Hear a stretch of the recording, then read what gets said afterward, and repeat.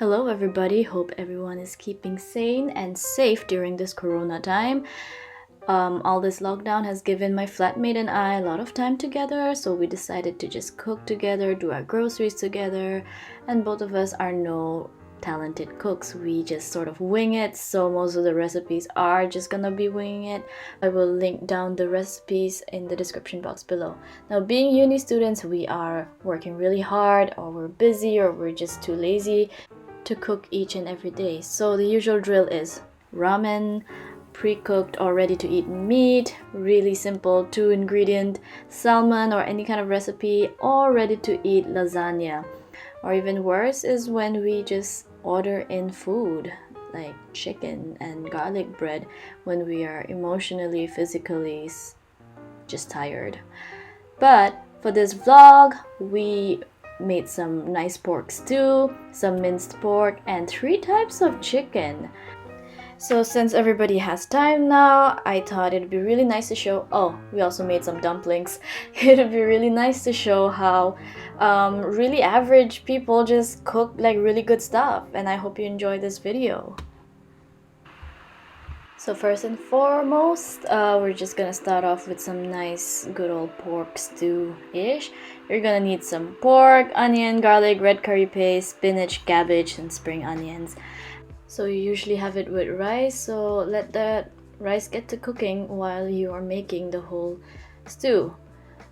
So get your pan hot like this. Get some oil in it, of course. Normal cooking oil is fine. Then you're gonna put your chopped onions in it. Now the onions can be chunky because it's gonna be a stew. You're gonna add water. It's gonna break down and be soft anyway. So just let that onion get to cooking. And oh my god. Yeah, after that you just add in the pork. Now our pork here was already marinated. We bought it from the market. In case your pork isn't already marinated, you can marinate it with some ginger and garlic paste, red chili powder, salt, pepper, red curry paste too if you want. Whatever is good for you. You can probably add the red curry paste here if you don't have pre-marinated pork. Then after you let that cook for a while, you're just gonna add about 4 cups of water. Ours was like a huge mug, so yeah, give it a stir and bring it to boil. And then after that you're gonna add in the spinach, and it actually tastes really good. I don't know if you don't like spinach, but yeah, it actually adds to the taste. You can also add other veggies such as cabbages, and yeah, just dump it all in and bring it to boil, and it's ready to eat.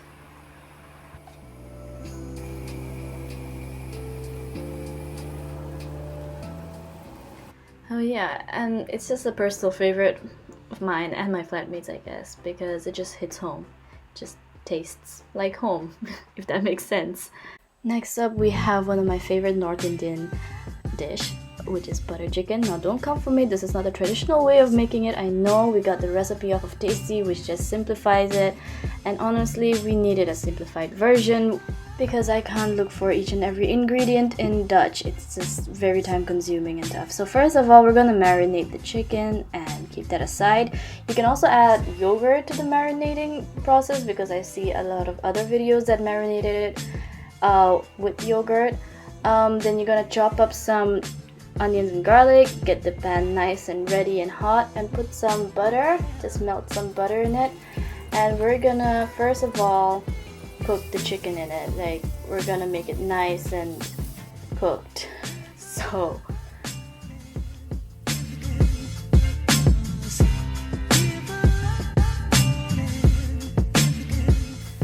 yeah, so after that your chicken should sort of look like that. I mean, some pieces are not as cooked, but yeah, anyway, after you cook the chicken in the same pan because you are lazy and you don't want to wash too many pans, in the same pan melt some more butter, just like that. Now we're gonna make the gravy here.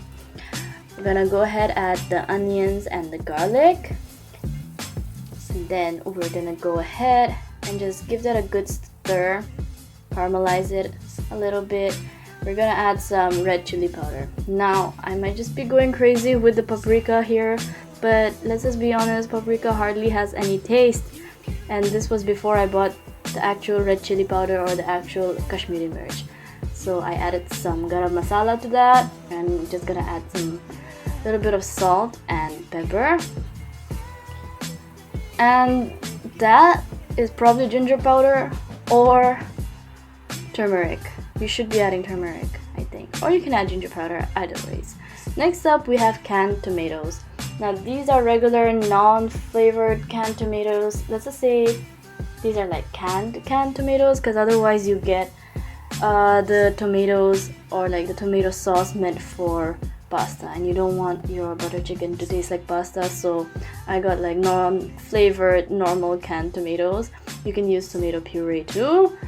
So I'm just gonna give that a good stir and let that whole thing just cook for a while. Gonna add a little bit more salt because it was just getting a little too tangy. Yeah, the tomato was a little too tangy for my taste right there, and I don't know why. That's why I also went ahead, used more chili flakes there, because the paprika was just not doing it for us.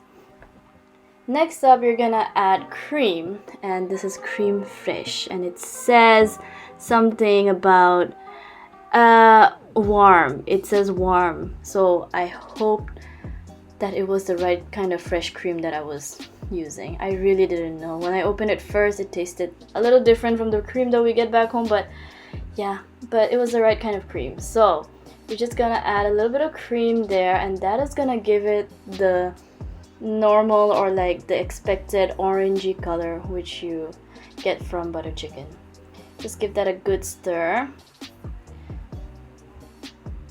Here I'm adding more salt, not because I'm a crazy salt person, but I think the butter that we used back home was just already salted butter, and the butter that I used here was like not salted butter, so it just didn't taste like anything. So I mean, the whole tasting is like up to you, no matter how, it's up to you like how much salt you want to use. I added a bit of coriander, but you can add that later on. Added the cooked chicken to the whole mixture, but at this point I felt like the tomato was still a little tangy, so I did a good whole trick that not a trick, but it's just the fact that if your tomato tastes a little too tangy, you can add sugar to it, but that will make your whole dish a little too sweet. So what I like to do is add just a little bit of baking soda, so that kind of kills the tanginess from the tomatoes. And here I'm adding some more coriander leaves, and it's ready. It tasted good.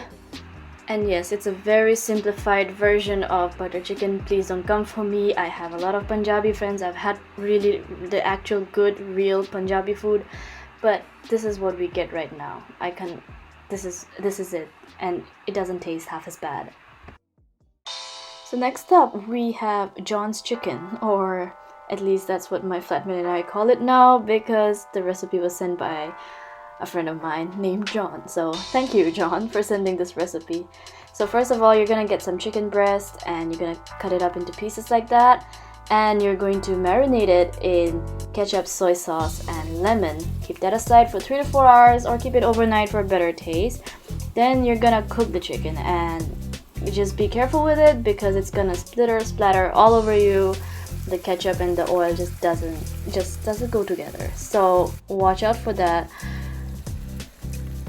Now I forgot to film the whole part where we were making the sauce, but it's literally the same ingredients. That is ketchup, soy sauce, lemon, and a little bit of sesame oil this time. And you just make that on low heat, like keep stirring it until the sauce thickens, and then you add the chicken back to it. Then we went ahead and put some sesame seeds all over it, and it tasted really good, and it's really easy and quick to make. So if you want something that tastes good and heavy and really flavorful, but you want to make it really quick, then I recommend this chicken recipe. Just realized we eat a lot of chicken after making this video. But yes, this is another fried chicken recipe with bell peppers. It's much more crunchy because we're gonna deep fry it with flour, so it gives it that crunchy taste. So first and foremost, we're gonna marinate the chicken with some salt and pepper, ginger garlic paste if you want to add it, and soy sauce. And we're gonna put that aside. Then we're gonna go ahead and chop up the good old bell peppers, make it into like tiny chopped pieces. I also realized that none of these recipes are vegetarian, so maybe the next time we try to make some new videos, maybe we'll add a little bit of vegetarian recipes. We're gonna go ahead and chop up the onions, which is probably the most annoying process because of just how it makes me cry, like right there. So there I am trying to wash my hands and my eyes because I'm crying because of the onion, not because of other reasons associated with university and academic life, of course. And then we're gonna go ahead, peel some garlic and chop it up really roughly too. Then we're gonna get back to the chicken after a few hours of marination, that's a word. Then we're gonna put in some flour, and this is all-purpose flour or maida, and I'm just using my hands at this point because just to get it all mixed up with the flour. Have your pan ready, hot with oil, and yeah, don't use your hands for this, like use a big spoon. Just fry that up and it's gonna look something like that, like nice and crunchy. Gonna go ahead, take that out of the pan and gonna cook the onions and the garlic there. And we're just gonna add in the rest of the fried chicken in there after a while, of course. Then we're gonna add bell peppers after the chicken is fried, after the bell peppers are pretty cooked. And we're gonna go ahead and add a little bit more of soy sauce. And this is how it looks without filter. Yeah, so we had that with a little bit of rice and salad as a side dish. It's pretty easy. So this is the pasta that we ate when we went to Maastricht just last month. I vlogged a little bit so you can check that out too. And we went to this one restaurant and we really loved this pasta. Like, we just have a special place for it.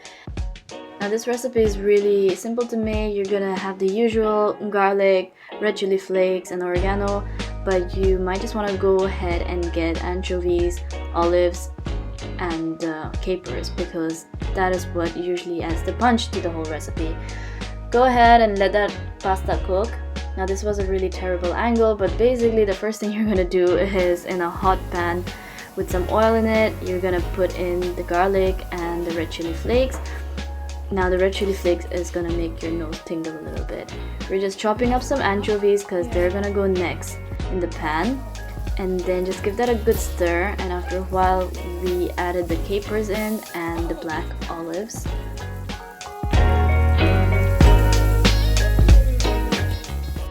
I don't know why I'm adding more red chili flakes to it, but that's really up to you.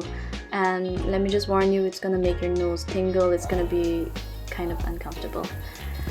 Next up, we added the tomato sauce to it and we gave it a good stir and made it come to a simmer. Just like that. Now I would recommend you guys to use forks or tongs or whatever you have because we are being really stupid here.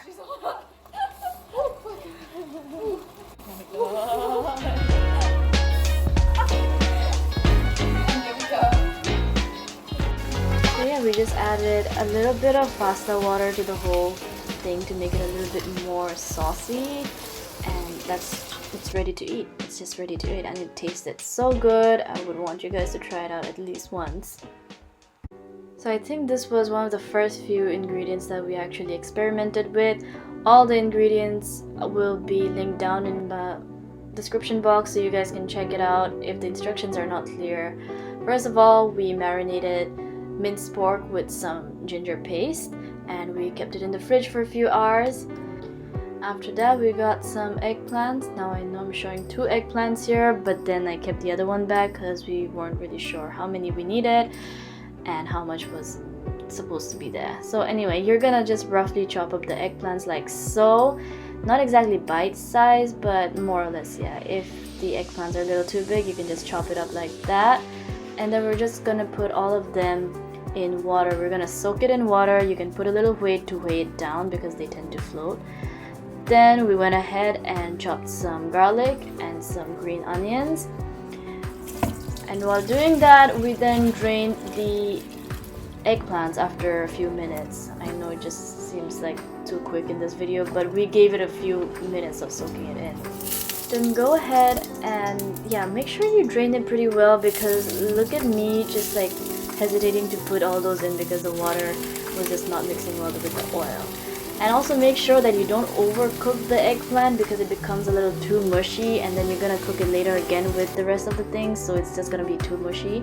We went ahead and cooked the minced pork and drained that out, and then we're cooking the ginger and the onions, and then we're putting back the eggplants again, and then we're putting back the minced pork again. I don't know why we did this separate times, but the thing is, oh, and that's soy sauce. But the thing is, while you're cooking your garlic and your spring onions, you can go ahead and cook the pork in the same pan, in the same process, not just take it out all the time. And then later on, you can just put the eggplants in again, and of course, don't cook it for too long, like I said before, because it becomes too mushy. This was our first time and it was a little too mushy, the eggplants of course, but it tasted well nonetheless. Next up, we have dumplings, which was probably the most challenging thing to make, or at least for me. I've never made dumplings before. I've always ordered them and I've just had it. So this tutorial is pretty much led by Mary. She knows the drill. You really just need to like bang. Kind of make it circular. I'm just taking notes from the guy I saw in my dream, okay? But yeah, it's gonna take more than just one person, because honestly it gets a little tiring. We also don't have a rolling pin, so we're using a sauce bottle. Like that? Yeah, and then just make it a little like thingy. Yeah. Like it's just easier if you like already kind of, and then, yeah, and then I do like one pinch on the very end, and then I just start like making folds, like, you know. Do a pinch. So you do a pinch at the end, and then you start like just making folds. Like all this inside. It doesn't really matter how you fold it, to be honest, just as long as it's sealed.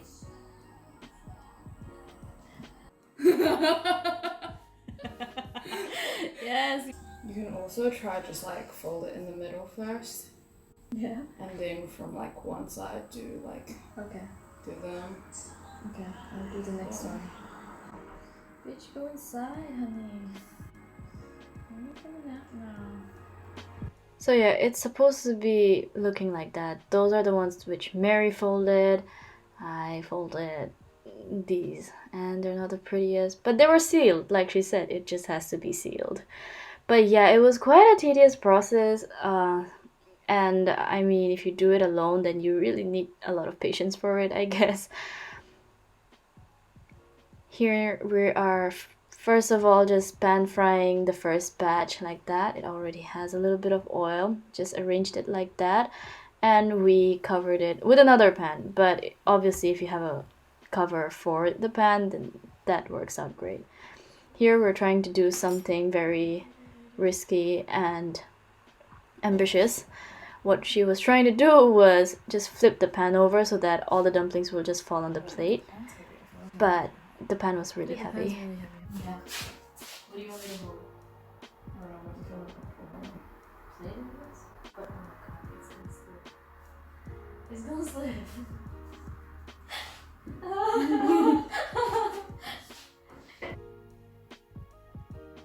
Just take it out.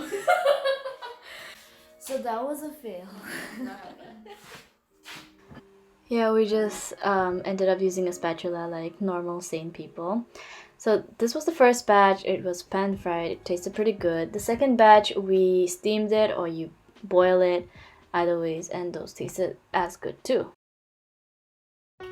So I didn't have any proper outro to this video, but I hope you enjoyed the video, and the link to each recipe will be there in my description box, because obviously I wasn't really clear enough or wasn't really coherent enough, so I have put the link to each of the recipes in my description box so you can check it out.